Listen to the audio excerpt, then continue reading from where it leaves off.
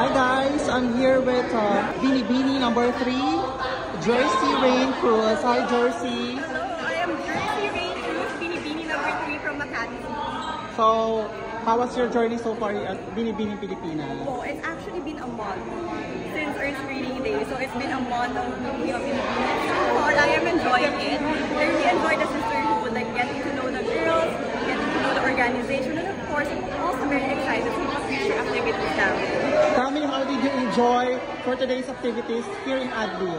Okay, so actually, syempre po, we have activities every day, usually. So this is a very good activity for us to distress. Parang let it out. So it's very good because at least we get to spend time together. We have activities like this, so we get to bond and get to know each other more. Thank you so much, dear, and I'll see you soon again on the next activity of Binibini Pilipinas. And do you have something to say about your fans and supporters? Of course, I'm very thankful kasi nandiyan sila since the start until now. I'm thankful to see them in the coronation night on June 15th. And what? June 15th. And what are you looking forward for the next activities?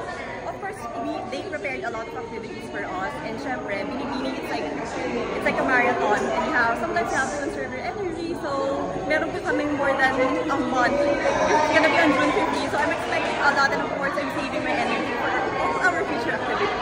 And syempre, this is not your first time to join the national pageant. You've joined the other national pageants, and now here at Binibini Pilipinas, one of the prestigious pageants in the Philippines. So how does it feel that competing with the other girls?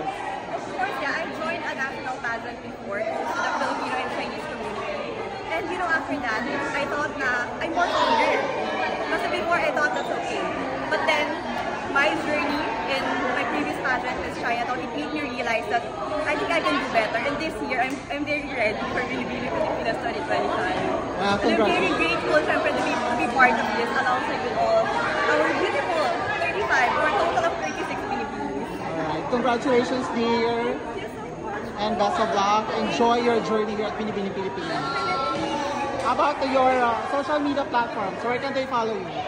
You can follow me in my social media platform. My Facebook is at Jersey Rain Cruz, and my Instagram is also at Jersey Rain Cruz at JERCYRAIN. Thank you, Jersey.